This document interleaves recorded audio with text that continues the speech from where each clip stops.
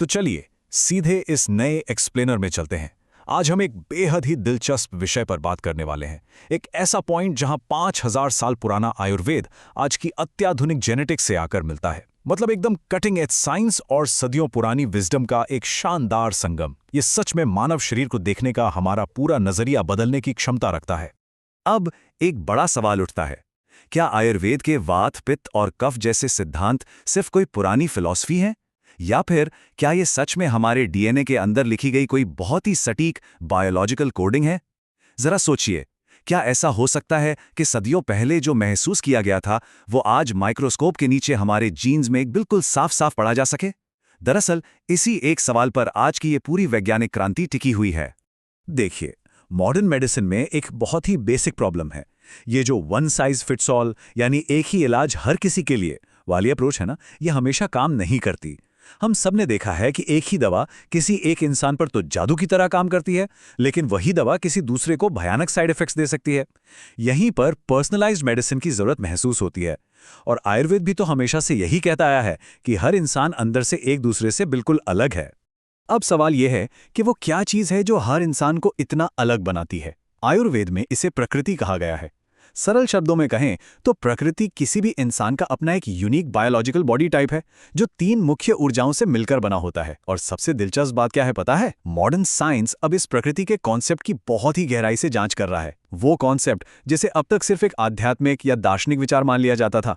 अगर ऐसे थोड़ा और ब्रेक डाउन करें तो ये प्रकृति 3 मुख्य बायोलॉजिकल एनर्जी से बनती हैं, जिन्हें दोष कहते हैं। पहला है वात, जो हमारे नर्वस सिस्टम और मूवमेंट से जुड़ा है। ऐसे लोग अक्सर बहुत एनर्जेटिक और फुर्तीले होते हैं। फिर आता है पित्त, जिसका सीधा कनेक्शन मेटाबॉलिज्म और शरीर की गर्मी से है। इनका डाइजेशन बहुत फास्ट होता है, लेकिन हाँ, इन्हें गुस्सा भी जल्दी आ सकता है। और तीसरा है कफ, जो हमारे शरीर के स्ट्रक्चर और इम्यूनिटी का बेस है। ये लोग स्वभाव से बहुत ही शांत और स्टेबल होते हैं। ये कोई किताबी बातें नहीं हैं, बल्कि ऐसे फिजिकल और बिहेवियरल ट्रेट्स हैं जिन्हें रोजमर्रा की जिंदगी में आसानी से नोटिस किया जा सकता है। और ठीक यहीं पर एक बहुत ही माइंड ब्लोइंग साइंटिफिक डिस्कवरी सामने आती है। अलग अलग प्रकृति का मतलब सिर्फ स्वभाव का अलग होना नहीं है।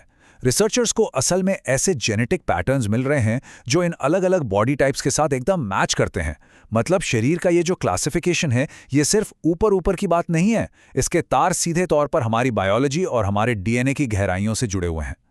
इसी अमेजिंग कनेक्शन से एक बिल्कुल ही नए और रेवोल्यूशनरी साइंस का जन्म होता है, आयुर्जेनोमिक्स। ये एक ऐसा फील्ड है जहां प्राचीन आयुर्वेद और मॉडर्न जेनेटिक्स आपस में हाथ मिलाते हैं।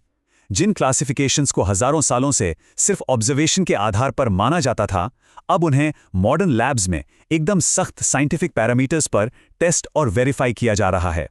इस पूरी रिसर्च के सेंटर ने एक बहुत ही माइक्रोस्कोपिक चीज है जिसे एसएनपी या सिंगल न्यूक्लियोटाइड पॉलीमॉर्फिज्म कहते हैं। नाम थोड़ा टेक्निकल लग सकता है, लेकिन असल में ये डीएनए सीक्वेंसिंग में होने वाला एक इतना बारीक सा बदलाव है जिसे देखने के लिए बहुत पावरफुल माइक्रोस्कोप चाहिए होता है। साइंटिस्ट मेनली इन्हीं बदलावों को ढूंढ रहे हैं ताकि ये डिकोड किया जा सके कि अलग अलग शरीर अलग अलग तरीके से बिहेव क्यों करते हैं। चलिए इस टेक्निकल जार्गन को थोड़ा सिंपल बनाते हैं।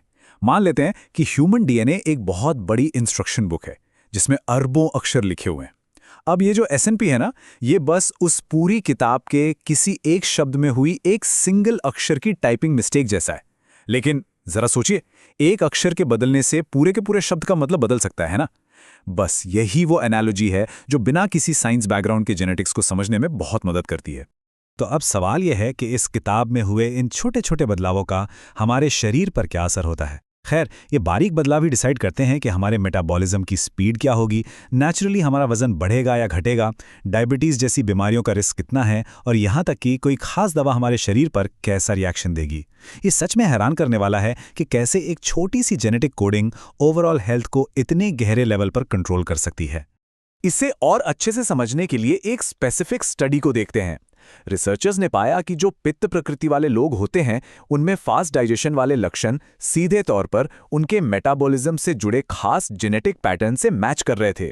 मतलब हजारों साल पहले आयुर्वेद ने जिस तेज पाचन की बात कही थी, वो आज जेनेटिक्स की लैब्स में पूरी तरह से प्रमाणित हो रहा है।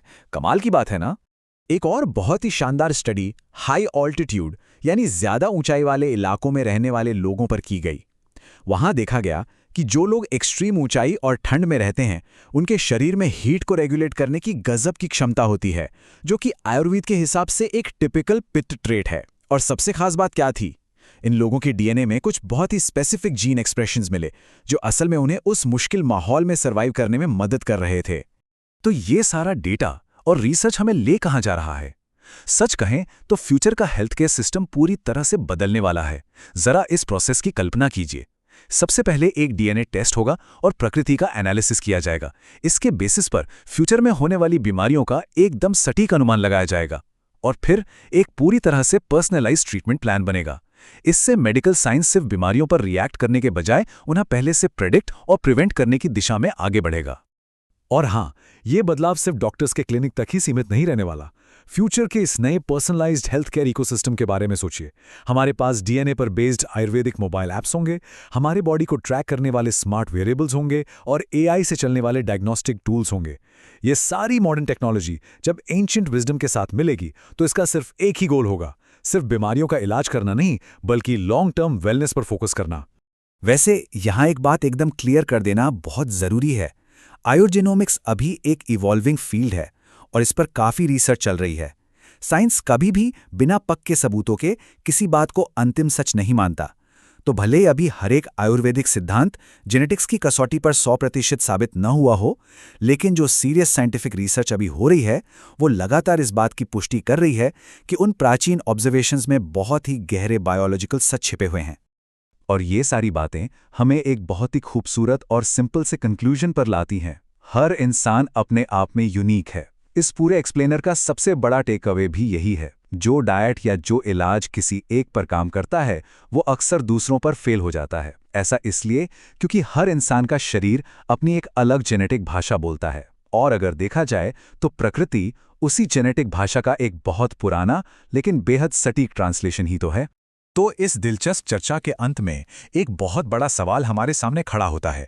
क्या 5000 साल पुरानी उस समझदारी को मानव जीवन की इस माइक्रोस्कोपिक इंस्ट्रक्शन बुक के साथ मिलाने की ये कोशिश सच में हेल्थ केयर का अल्टीमेट फ्यूचर बन जाएगी?